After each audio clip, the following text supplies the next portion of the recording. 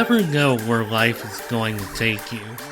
Some people know exactly where they want to be and go for it full throttle. Others just stumble upon it organically. And then there are those who just follow their intuition. This is a podcast about reaching your personal best through resilience, motivation, and passion. This is Mark My Words.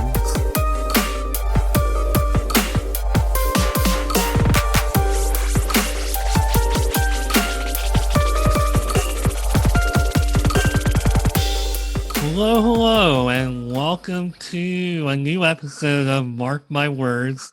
Today, my guest is going to help you live your life the way you want to, or at least they help people in general how to live the life they want to live. She's from not quite the Pacific Northwest. She's enjoying some interesting weather today here in April. She is the owner and founder at A Fulfilled Life Coaching. I have been browsing all over her website and her blog, and she has some amazing advice, and a lot of her philosophy is right up my alley as far as, I guess, what I'm aspiring to do and aspiring to be myself.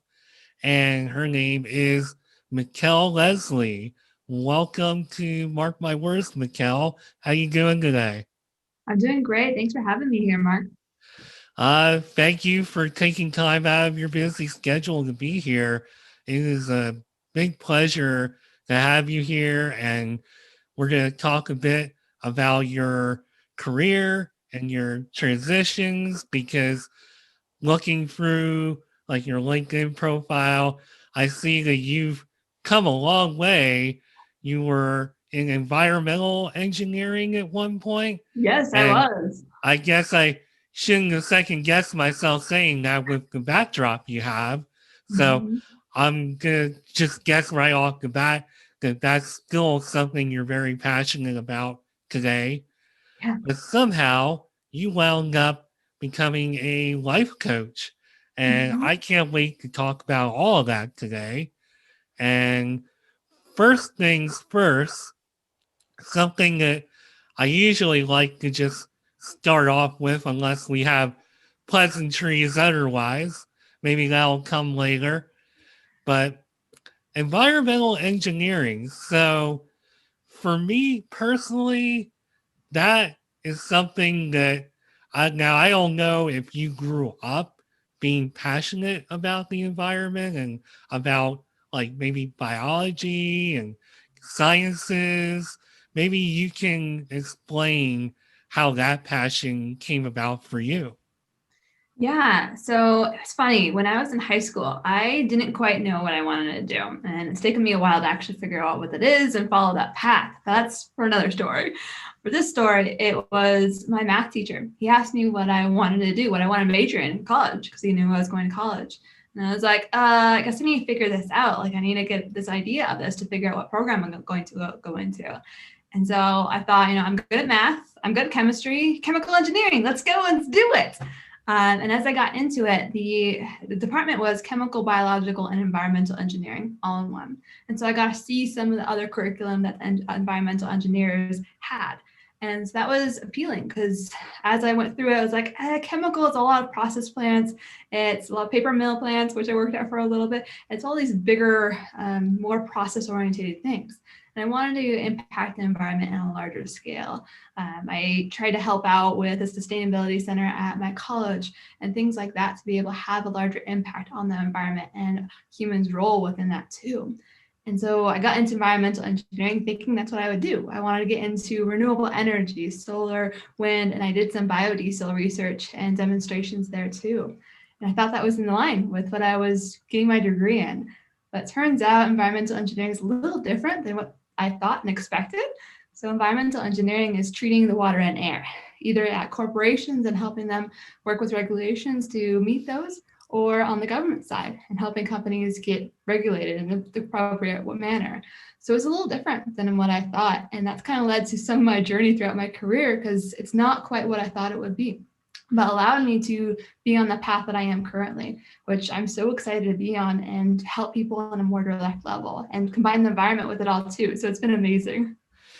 Well, first of all, when I hear environmental engineering, that automatically sounds like that's above my intelligence. So, do you have to be like, because obviously with me, I'm not a math person. Unless Mm-hmm. we're talking about sports, I absolutely am terrible at math. So Mm-hmm. you gotta be good at math and you gotta be intelligent in a way that I am not, correct? Mm-hmm. Yeah, and I like how you bring that up of the intelligence in different areas because an engineer is going to be different intelligent than the rest of us in different ways. And so it's a lot of math. It's calculus, it's integral equations, it's all these different things that are a little different that you don't use otherwise. So it's interesting to learn those. And going through it, I wasn't the best at it, to be honest. I had a hard time with it. And so I just had to figure out what worked best for me, which was sitting down with these problems and beating my head against the wall until I finally got them and worked with them. Like working in groups helped a little bit, but in that process, the groups actually helped better and me explaining it and being able to demonstrate what was going on. So I had to figure out how I worked in that level.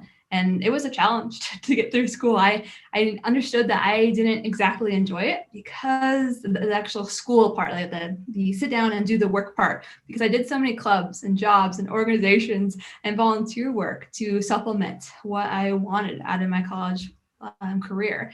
So it's interesting to see that and look back and realize like, oh yeah, like that wasn't quite right, but I didn't know what was the right path for me at the time. And that was okay because it's led me here. So you said that being an environmental engineer, your idea of it and the reality was different. What Yeah. exactly was different about it? Yeah, I think this goes along with a lot of the jobs that we think of out in the world too. We think of a nurse is going to be doing one thing or a doctor doing another, but being in that reality of it is different. That's kind of what I faced as I went into it and learned during my fourth year in college of what environmental engineers actually do. And the aha moment came when we went to a wastewater plant for the city, and we saw the operators there and the manager and one old scraggly little man who was doing the engineering work. And I realized that that was the work that I would do if I continued on that path. Is I'd be working at a wastewater plant, I'd be working at a big processing plant, helping with controlling the air and the water waste that they were working with. And that was going to be my future. And when I saw that, I was like, oh no, like there's not that many jobs in it. This is going to be hard to get into. And the more that I got into it was revealing in that aspect because the more I talked to people, the more they told me that I probably needed a graduate degree. And at that time, I was done with school. There was no way I was going to take any more coursework. So for 6 months after I graduated, I was on a job hunt, trying to figure out what I wanted to do. And it was a lot of talking with people and understanding what they did and having a better idea of what the industry looked like and how I could get into a position or another. And it was really cool to actually be there firsthand for a couple different companies and see how the consulting worked for them in the environmental engineering route. So I went to one and they took me on a tour throughout the whole day of different sites that they worked on. So it's really cool to see that different aspect of it before I actually got into it. What I actually ended up doing with that was a little different, but it was cool to see that and to have the experience of using the community that I knew to be able to help support where I was going with it. I can understand the reality versus the fantasy Mm-hmm. because I went to school for broadcast production, television, all that stuff. And your vision of it, at least my vision of it before I really got deep into it and graduated, and I think most people's perception is, oh, you go out there and you film stuff and you're around, film crews and you're doing all this really neat, exciting stuff, which that is true. That can be true. But the reality is, a lot of the jobs are like the jobs I've had where you're working in a dark room. Sometimes you're by yourself and you're just either spending hours and hours watching TV content for a channel, like not even editing it or doing anything like that, just watching it and evaluating it for technical, I guess, goodness or badness, for lack of a better word at this point, just technical quality.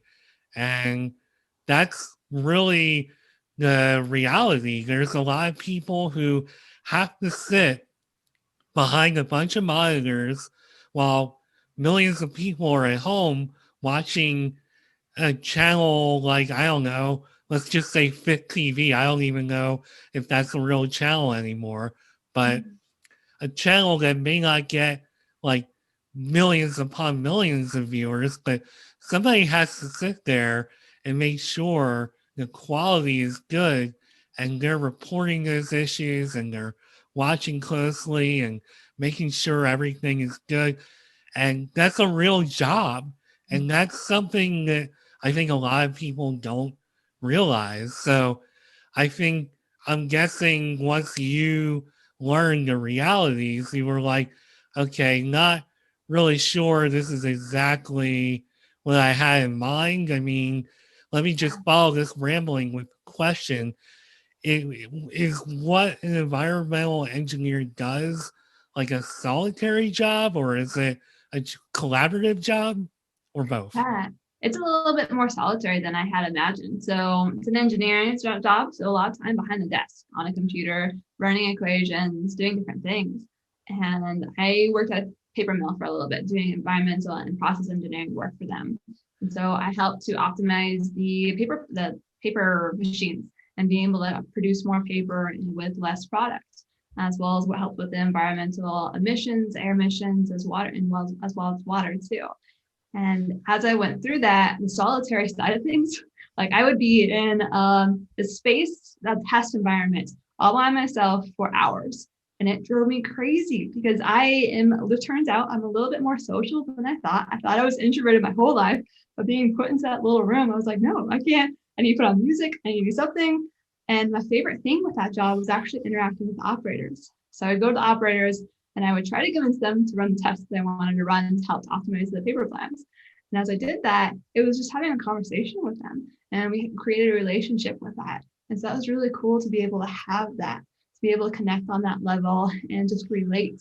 And then at the end of it, be like, okay, so you want to run my test with this? And they were still more apt to it than the other guys that just went in there and be like, run this test. Like, no, that's not quite how you do it. You got to have a conversation or relate.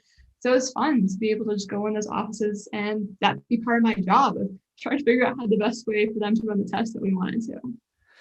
So that's really interesting what you said there, as far as you thought you were introverted, but you learned through just life experience. Like the light bulb just went off one day. You're like, wait a minute, I'm an extrovert, really? Mm-hmm. And I feel like something kind of similar happened to me, and I'm still struggling to really decipher if I truly am an extrovert. I can't even talk. If I truly am an extrovert, or if I'm an introvert, or if I'm like a mix. Because Mm-hmm.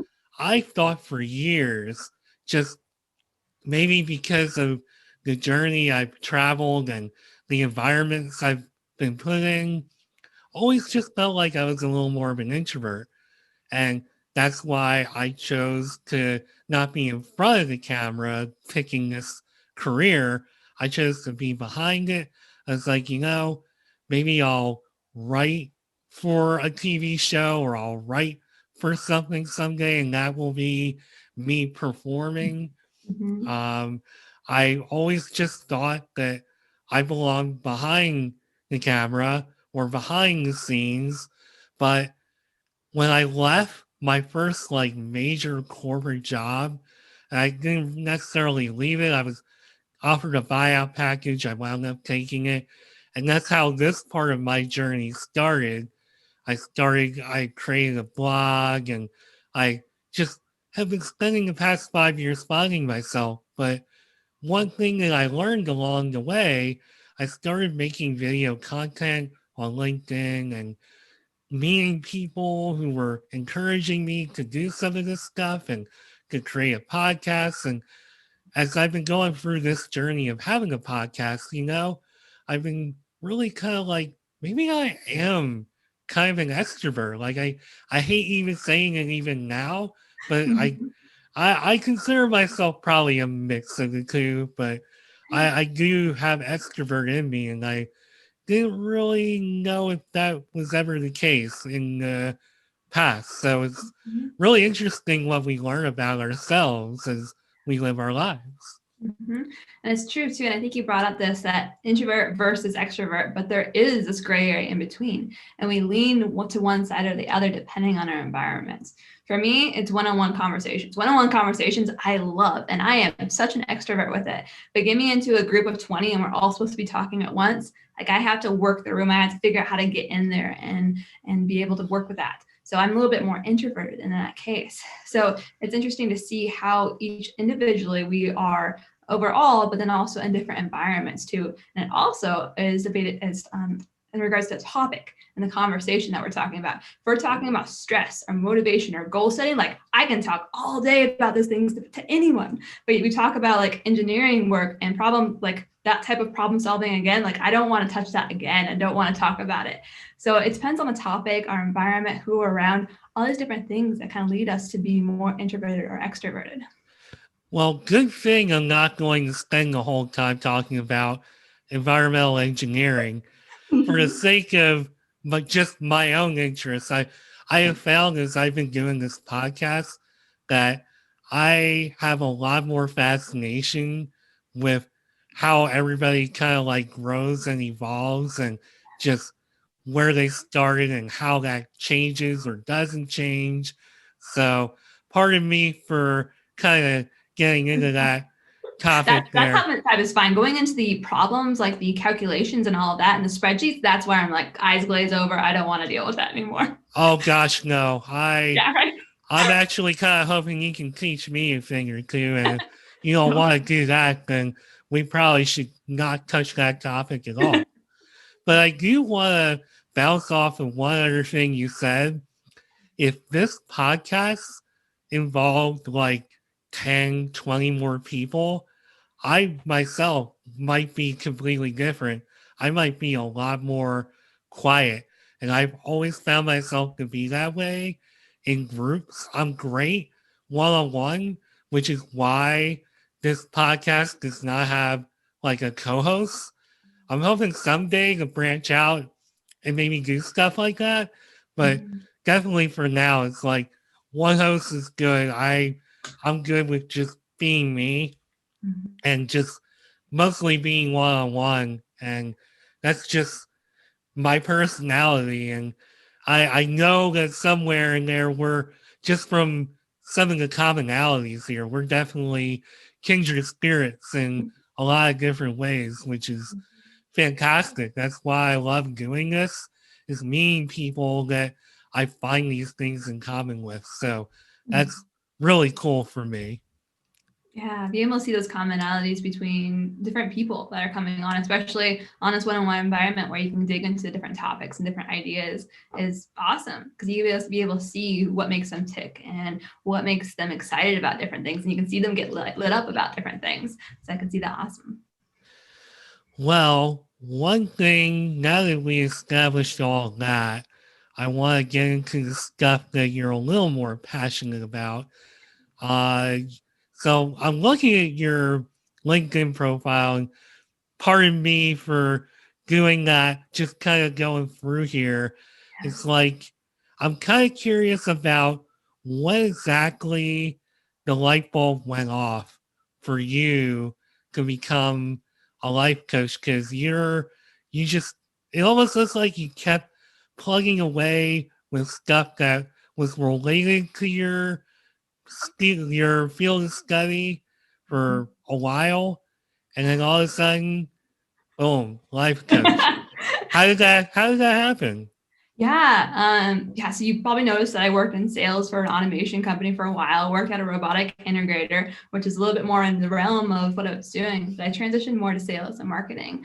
And that kind of allowed me to have that personal interaction that I was talking about, which was amazing. But at one point, when I was working at the robotic integrator, we were looking at getting bought out. And in that process, where I was talking to my manager, the CEO of the company, because I worked pretty closely with him, about what my role would be moving forward. And as I thought about that and thought about the company and who we were going to be bought out by, I realized that that's not a company that I wanted to work with. That's not what I wanted my future to be. A lot of their equipment is in fast food companies and restaurants, and that's not me. Like, I eat really healthily and enjoy different aspects that aren't related to that. And so I had to double check myself and be like, okay, like, we're a small company now, and this is going to be changed a lot by getting bought out by a bigger company. And then realizing in that process that the stress and anxiety associated with working on a startup for so long, and wondering if we were going to break down as a company and lose all our money, or if we're going to get bought out, that stress kind of pushed me to the edge of figuring out, okay, I need to do something else. Like, I can't stand this any longer. And so those two things led me to take a deeper look into what I wanted to do. And so from there, like, I needed an easy out at that time because I was so stressed and anxious of the whole situation that I needed to figure out something that was a little easier transition to take to the next step that was a little more in line with what I wanted to do. So I was actually on the train on my way to work, plugging away on a resume, and I saw this application and I saw, like, okay, this outdoor company, Hydropack, they, wanted all the things that I had: sales, a desire to help with outdoors, and all these different things. And I was like, it might be the right fit, it might not, but I have all the qualifications for it. So I sent it away, went in for a couple interviews, and got the job. But it turns out that's not quite what I wanted. I worked there for about 9 months, and at that point, realized that the commute didn't allow me to live the life I wanted to. I was commuting 90 minutes back and forth each day, and that was a little bit too much for me to spend not in the mountains. And so with that, I realized, okay, like, I need to figure out something else. And I needed a reason to get out. I didn't quite know what it was at the time because of the commute and being there. Like, I didn't have enough time or energy or patience to be like, okay, what do I really want to do at the end of the day? So I thought I figured it out, which was writing a book about women in the outdoors. I was like, oh, yeah, this would be great. Like, these are my passions. This is what I'm excited about. And then my sister told me that I actually don't write. And I was like, oh no, I had already quit my job and everything. And I was like, oh, what am I going to do? And so for the next 6 months, I took some time to figure out what I wanted to do with my life. And I think oftentimes we don't take the time to figure that out. We have so many pressures on our lives, from family, from the work that we're doing, to keeping up a household, to paying the bills. All these things take away from our own passions and desires. So it's amazing in those 6 months to figure that out, to take a couple of classes on what is life meaning and what do I want to achieve and do, and figure that out on a larger level. And for me, how I did that was I actually backpacked in California in different areas for 4 or 5 night trips at a time, and got out by myself to allow that space and tranquility and observance to dive into, what do I really enjoy? What do I really want in my life? And it turns out backpacking was that next step for me. So I worked at a wilderness therapy program where I backpacked with kids and worked on their therapy outdoors. And I got into that because I talked to someone, or I found out two things that I really enjoyed and really liked. It was nature and helping others.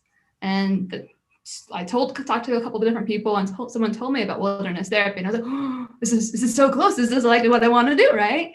And so I went into it and worked with a lot of kids, teenagers, 13 to 17, who had some issue or another.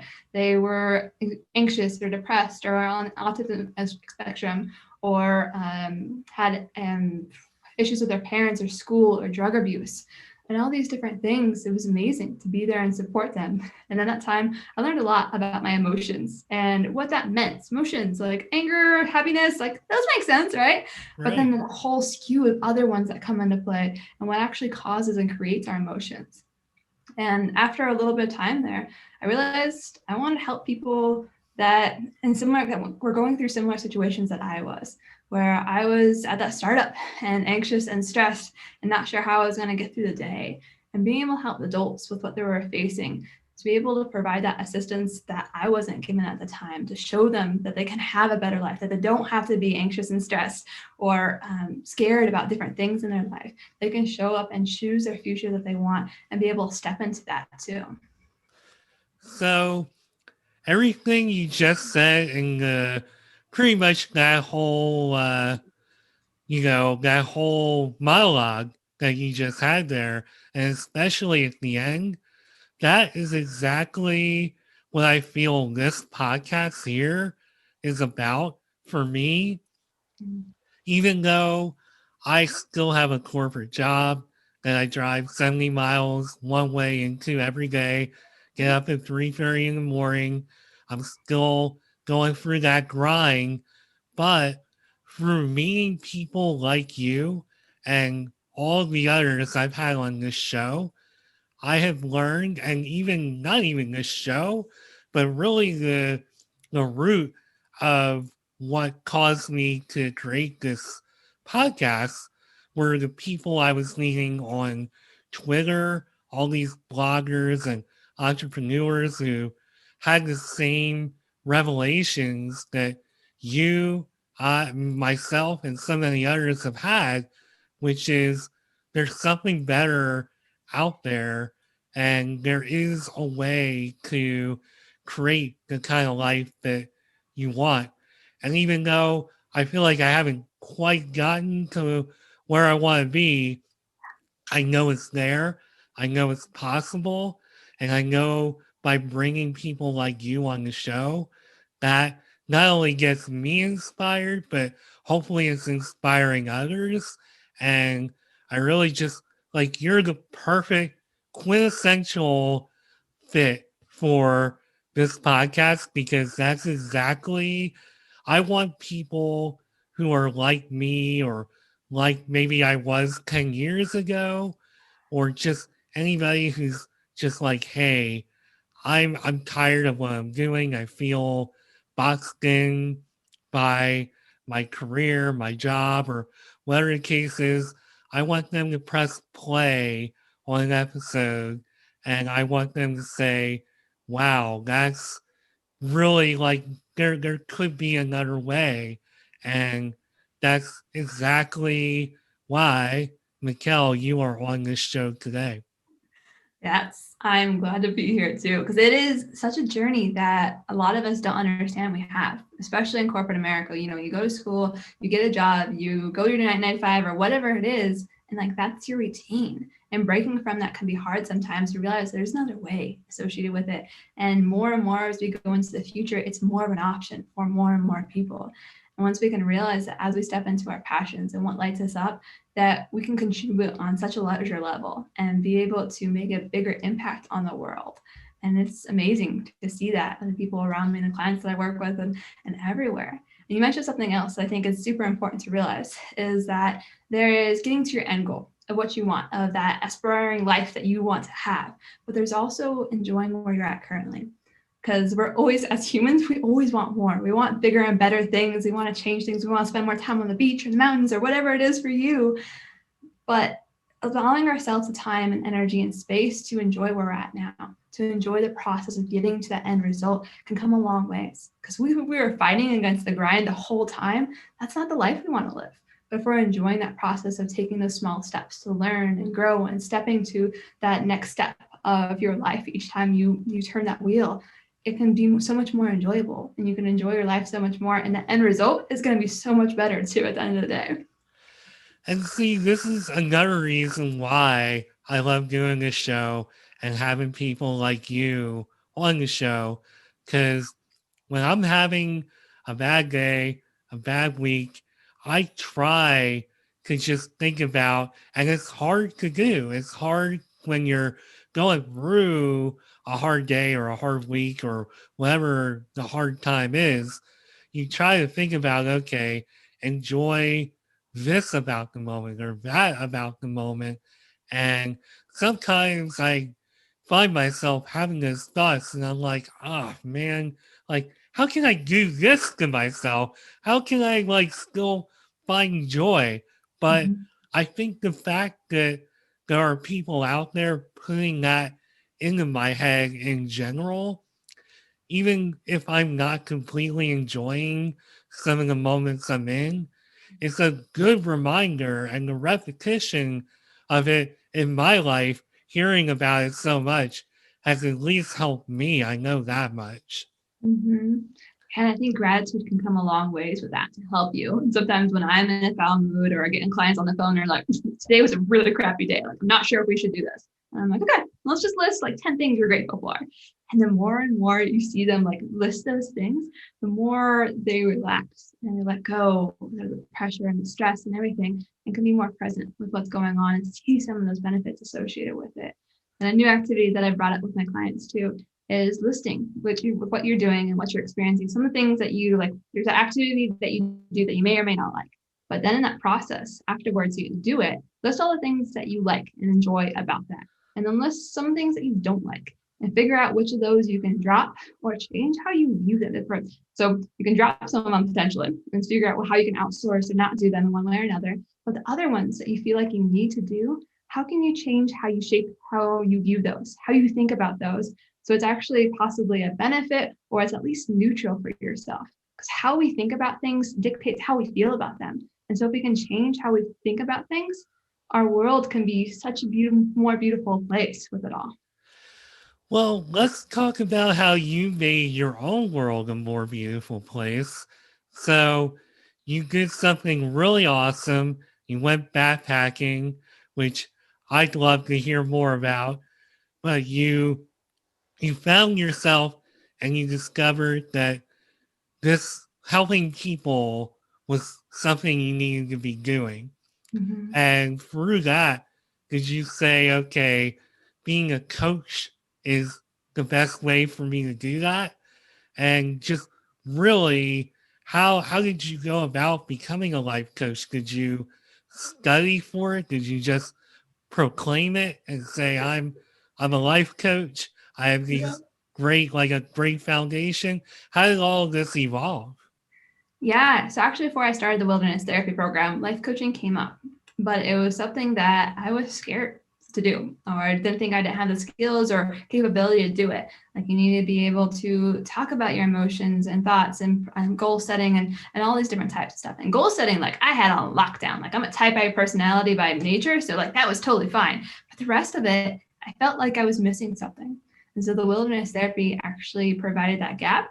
And so when I was about to leave, like I realized like, I have everything I need to be a life coach now. And this is probably what I want to do. And it's funny because oftentimes the most scary things that we want to do are often the one things that we should do the most because those push our limits and push us to the next level. That time was a little scary. And so I actually went to this dance event and sat down and another person came up to me. Turns out he was a life coach and he talked to me and he's like, what do you really want to do? And I was like, become a life coach. He's like, okay, just do it. Like you can be it right now. Like just talk to someone and figure out how you can help them. And yeah, you can do it. I was like, what? That's all you have to do. And I'm like, yeah, that's really all you have to do. From there, I went through a couple training programs to build my confidence associated with it.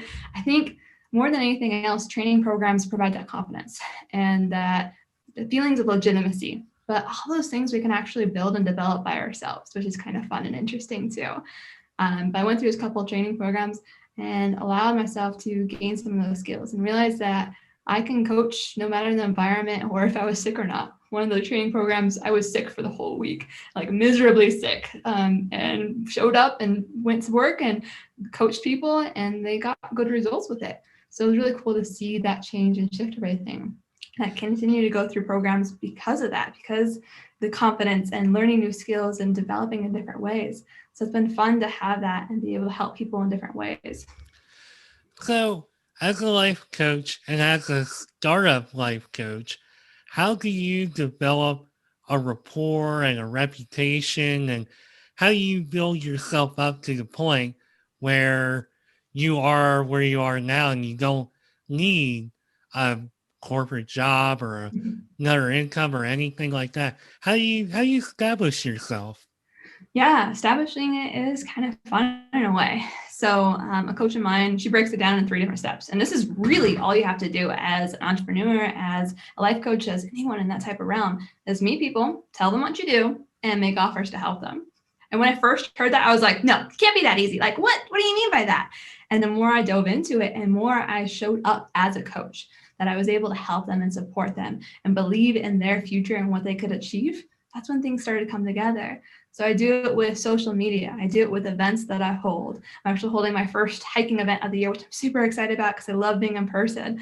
And then also networking, just interacting with people similar to this. So we're just conversating about our lives, our experience, what their problems are, how their work is going, all these different things.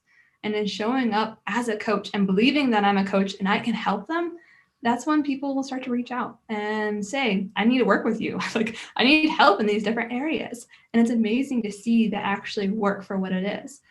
So it's been incredible to see that and believe in it and make it all happen too. And not only that, but I think you bring like a real positive energy and a spirit. Like I'm Mhm. sitting here now just running this podcast and interviewing you, and all I'm thinking as I'm thinking about you being a coach, I'm like, I would love for this person to coach me. They have like you Mhm. have such a good energy and perspective. It's almost like you are doing exactly what you should be doing. Mm-hmm.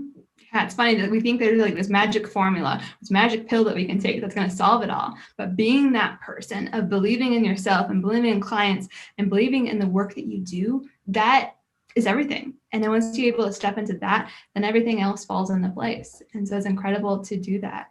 And the rapport and that connection with people, it's kind of funny because some people that don't know me or haven't interacted with me on a deeper level, and like ask me like, how do you build rapport? And I'm like, I'm just myself. Like that's who I am. And how do I connect with people?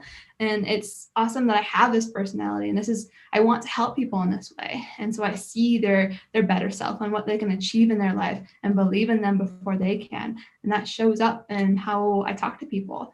And so it's amazing to be able to provide that belief in them before they do and allow them to step into that if they're interested in it too. So when you were growing up, and obviously we talked about extrovert versus introvert, I'm going to pretty much guess that this was something you never envisioned yourself doing. No, never. I was a band geek in high school, so in middle school. So I played the trumpet, the trombone, and the clarinet. And that was me as I went through school. I was such an introvert and didn't know how to interact on a social environment. In middle school and grade school and high school and all of, and even in college for the first couple of years, I was unsure of how to converse and have conversations and connect with people.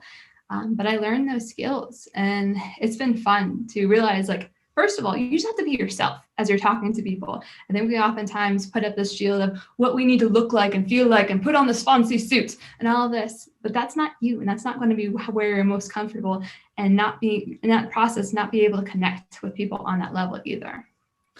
And it's interesting that one of the common themes for you, be yourself, be yourself.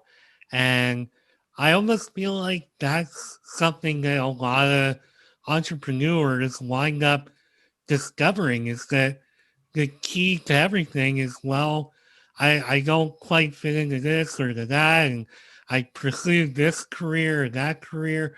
The answer was right in front of my nose, which is just be yourself. And I feel like with this podcast and everything I've been trying to do, that's exactly what I discovered is the key for me is not necessarily, not that I'm hard to work with, but it's not, fitting into this niche or that niche. I feel like I'm at my happiest and feel my most fulfilled when I'm just giving everybody what I have to offer and showing that and just being me. Yeah, it's funny how we oftentimes detach from what we want or what we have enjoyed or what brings us happiness. We sometimes go into this 9 to 5 job, we commute for hours on end. And in that process, like we start to deteriorate of who we are because we're not taking care of ourselves. And once we can come back to that, tapping into taking care of ourselves first, and then understanding what is our passions, what lights us up, and how can we step more and more into that to be able to contribute on a larger level. And people ask me, like, don't you need to make money with it all? And I think you're finding in this process too that as you step more and more into it, that you can find outlets to make money through different things. You might still need to work your 9 to 5 job for a while, but as you develop the side route, there's so many different options to make money nowadays. And you can figure that out and talk to people and work with people to discover what that is. Yeah, and even as somebody who hasn't quite gotten there yet, that's something I'm keeping my own eye on and trying to build on. And I know it's there, and I've seen it over and over with so many people like you. So that keeps me going. And believe me, I get up at 3:30 in the morning, long commute both ways. I was tired coming into this. I was just dragging. I'm like, I need a nap. But as soon as you dial on, whoever you is, whether it's you, my guest yesterday, last week, like it totally transforms me and it reminds me of why I'm doing it all. And we just need to keep our eye on that and continue striving, continue networking, and continue growing. Don't let it beat you down. Just keep working, which is Yeah. exactly what you've been doing. Mm-hmm. And I think you bring up a good point. That tired feeling like you want to nap with it all. And that's just an emotion. And it's determined by how we think about the different things. So I'm guessing you're probably thinking about your commute and how possibly you don't want to be at work or do those different things and how much pressure you have possibly coming home. But once you got into this, you were like, oh, I'm excited. I get to talk to people. I get to do all these things. And so how we kind of see that and think about things can dictate if we're tired or not. And I found this within my own business too, that sometimes I'm tired and I don't want to do things. And I have to dig into why am I tired? What's going on? And oftentimes it's when I'm like super anxious about starting a new thing that I don't really want to do, that I know is going to like put me out there on a larger level. But I've learned that as I feel tired, I can tap into and understand why and be able to lean into that more and more. And the more we can help to understand what lights us up and what gets us excited, that tired feeling is probably going to decrease and decrease. We're just going to be more excited and energetic and confident as you go through things more and more. So I have been looking at your site a lot, and you have so much good material on here. We unfortunately don't have near enough time to cover it all, but you go into everything from beliefs, the goals, the health, the mindfulness, which is a topic I love, money, self improvement, stress. What are these categories? Do you consider like the foundation of what you do as a coach? Yeah, so it's funny because the base level is really our thoughts and beliefs because they dictate everything else in our life. If we can get control and understand how to shape and change our thoughts and beliefs, we can start to control procrastination and stress and goals and mindfulness and all these different things when we're able to dig deep into what do we believe, both consciously and subconsciously with it, and break that down and change it into what do we actually want to believe about these different topics. Is it confidence with public speaking and getting on a podcast like this and getting out there in a way? Like, how can I build confidence with that? And it's how we think about it. If you're thinking about like, oh, so many people are going to watch this, they're not going to like me, they're not going to like what I have to say, then you're probably going to be anxious. You're not going to be confident. But if you change that to, I know what I'm going to be talking about. I know that these people that are coming onto this podcast are excited and know these topics really well, and we're just going to connect. Then you're probably going to be a lot more confident. So all these topics, the really root behind it is our beliefs and our mindset associated with it. So it's really cool to come in and help clients with any issue that they're facing and show them that this is the root. If you can master this, you can master your whole life. And showing them, presenting that and allowing them to understand that once we understand and can control our thoughts and shape them to what we want, then we can control our lives. So is controlling their thoughts, or that sounds really negative. I mean, you're not literally trying to control people's thoughts, or you're trying to help them Yeah. control their thoughts. Mm-hmm. Uh, as you do that, how exactly do you help them to see how much control they have? Yeah. Yeah, and thank you for bringing it up. That might be extruded a little bit negatively, but I see it as positive just because we can understand and shape what we think about, which then shapes how we feel and how we show up and the results we get in our life and our business and our jobs and our family and everything. So if we can control or change or shift how we view things, that's when we can start to change and shift those beliefs. But we first need to understand what we think. What do we believe currently? And once we get into a state of getting that down on paper or expressing it in some way or drawing it out or whatever best way it is for you, then we can start to see where our starting ground is, see where those beliefs, those thoughts need to be shifted to actually get the results that you want to in your life. So if it is hating your job currently, then taking a look at that and seeing, for your job, what are all the thoughts that come up? What makes you hate it? What are the different things associated with it that trigger you in some way? And figuring out what all those are and breaking those down to figure out why is that an issue? Why is that a thought? And breaking it down as much as you can to understand possibly where it came from, but really, what is that root belief that you think that always comes back to? And if you can shape that one belief, everything starts to shift and change, and you're able to see things a lot differently. So if it is, you break down, hate my job, I don't like it, I hate going into a 9-to-5 job all the time. I hate waking up so early. I'm not a morning person. I don't work the best in the morning. I'm always groggy. Like all of these thoughts kind of link down to this individual thing, which might be you're just not a morning person. And this job is changing everything that is well suited to you. So if you can shift that initial thought of I'm not a morning person to I'm okay dealing with mornings and possibly then turning into I love mornings potentially, then you can start to enjoy your job more. And so it's wonderful to be able to break these things down, to be able to show people this is where this thought and how you're feeling right now and how you're showing up and how you're not getting promoted and all these different things is coming from. It's just one thought that you're not a morning person. And if we can change this, we can change everything. So, who are you helping? Are they prospective entrepreneur types or actual prospective entrepreneurs? Are they people working in corporate America? Are they coming to you? Are you finding them? How is this all panning out for you? Like, who's finding you? Who are your clients? Yeah, so I do a lot of networking just because I like to connect on level and have those one-on-one conversations with individuals. So it's a lot of entrepreneurs and salespeople. It's right now it's a lot of realtors, mortgage lenders, and a couple of people in the outdoor industry, which has been fun because that's what I'm passionate about. So I take my clients, do either phone calls or go on hikes with them. And so it's been awesome to be able to utilize that and be able to help them in an environment where they feel most comfortable with it.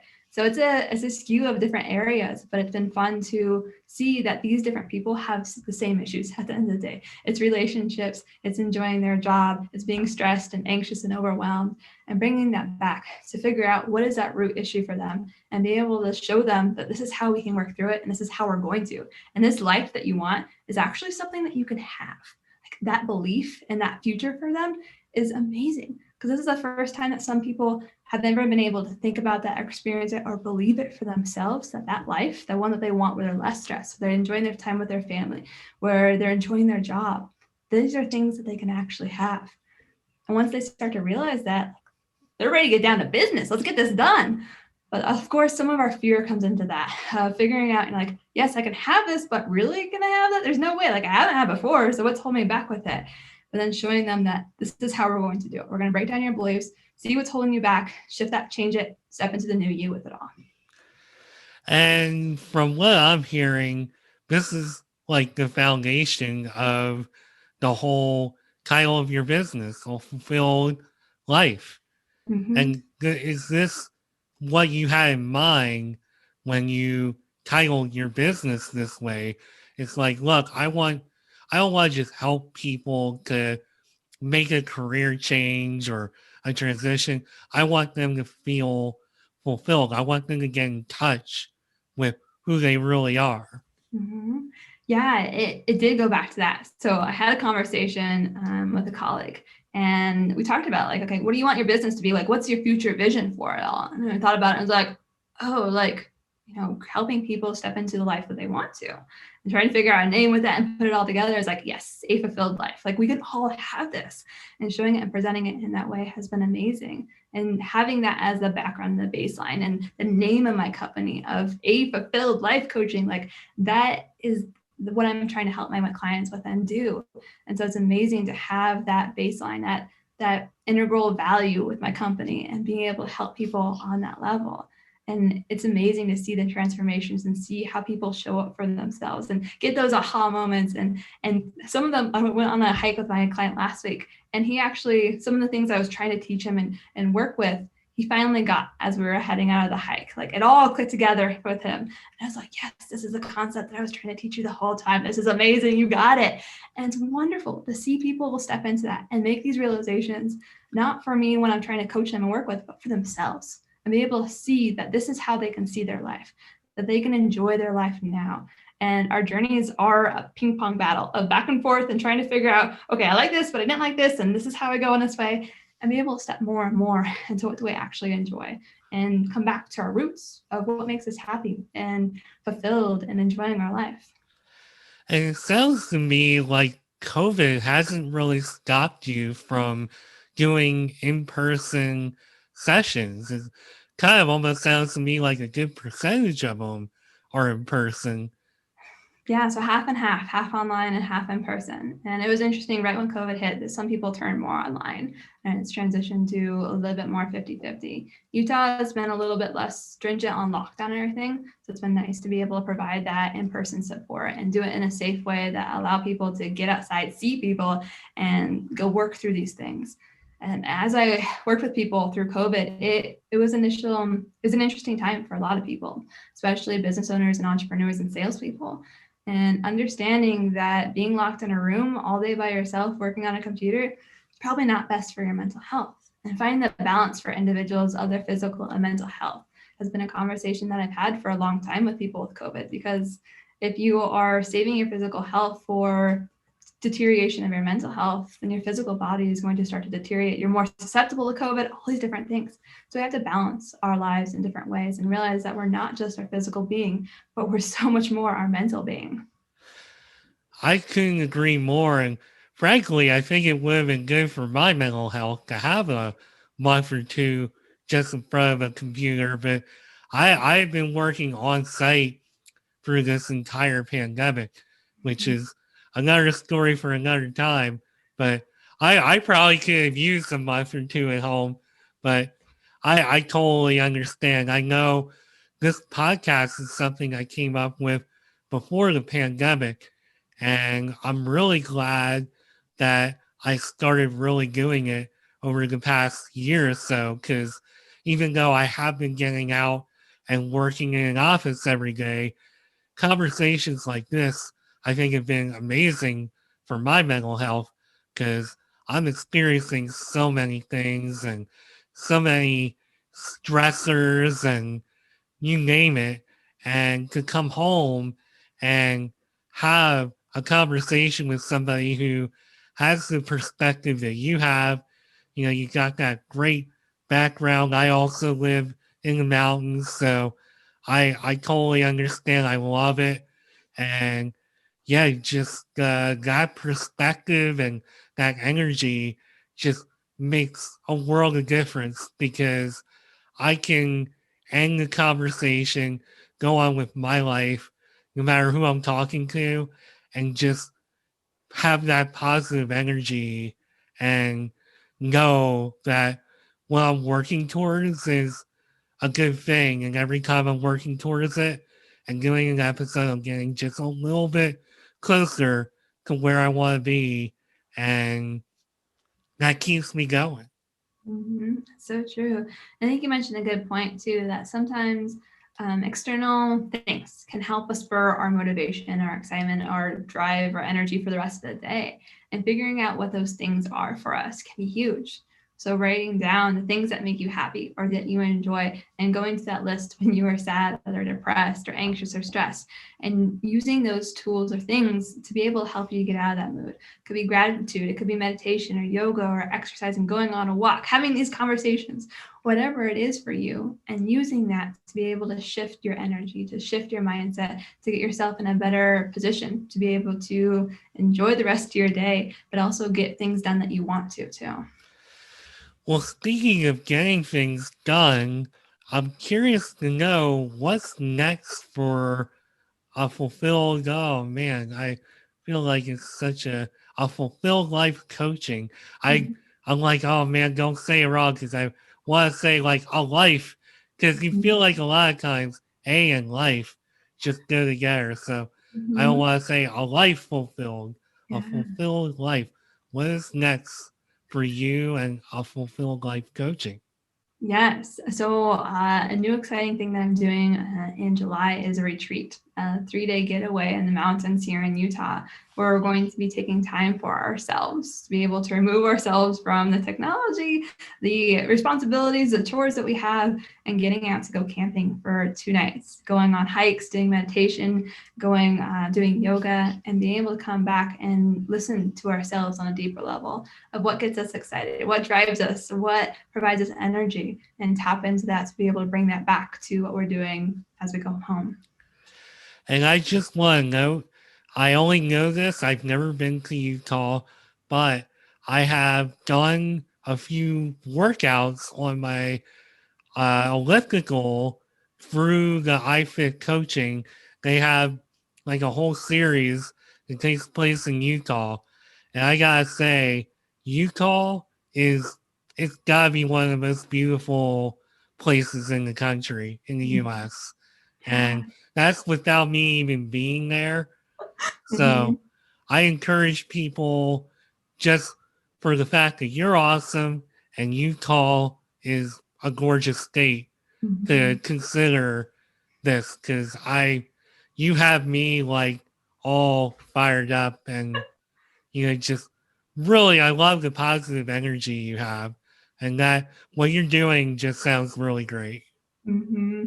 Yeah, you mentioned Utah is a beautiful place, and it is. I didn't know coming out here how beautiful it was and how much in a state you can have such drastically different environments. Because right here where I'm at in the Salt Lake City area, you have the mountains and the canyons and all of that. But if you go down to southern Utah, you have Moab and the desert, the high desert, and all the different national parks like Bryce Canyon and Arches and all these Zion National Park, all these different places that are incredible and beautiful all in their own right, and it's all in one state. So it's been incredible to be here and be able to offer that connection with the environment with the work that I do with people. And it's this retreat, it's going to be amazing. It's a canyon that we're doing in it. It's the drive itself is incredible, and so it's going to be amazing to take people to that spot and go up and hike to a lake and have lunch there and just relax and have nature be our background for the conversations that we're having and that relaxation for them.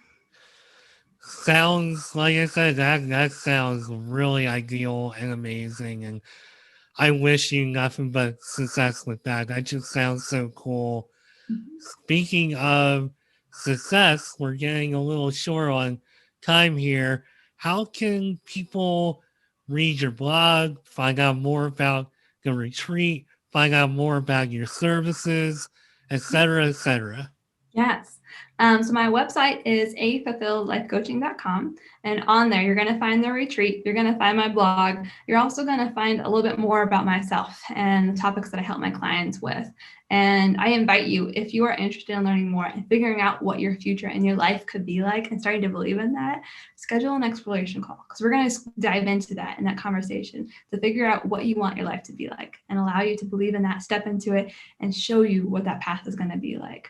And then if you want to follow me on Facebook, that's mostly where I post it to social media. My profile is Mikkel Leslie, and that's where I post most of my information.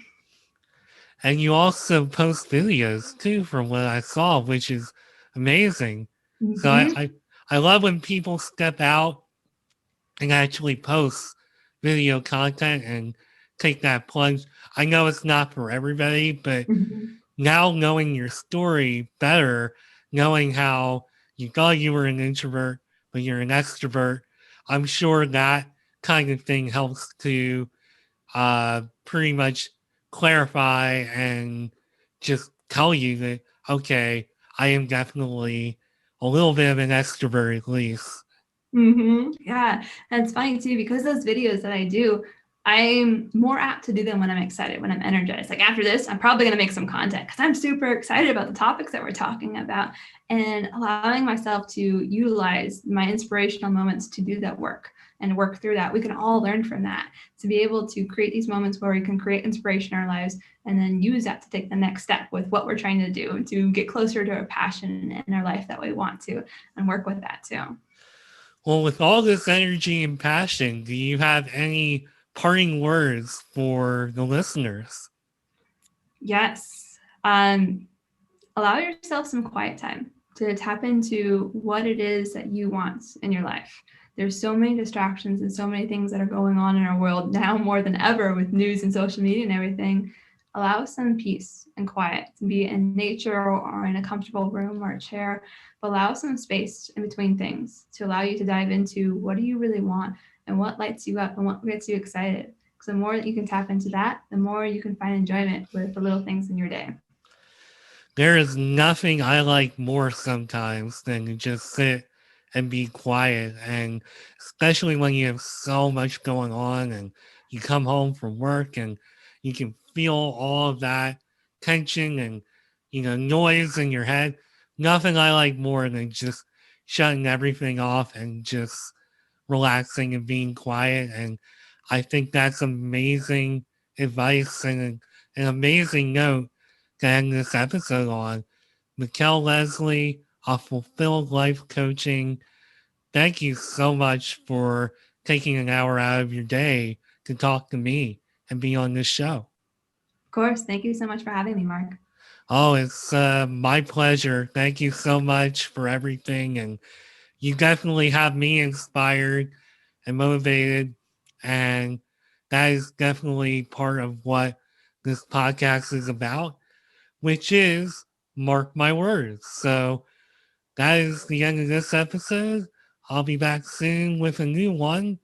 Thank you very much for listening, and I'll be back soon. Bye.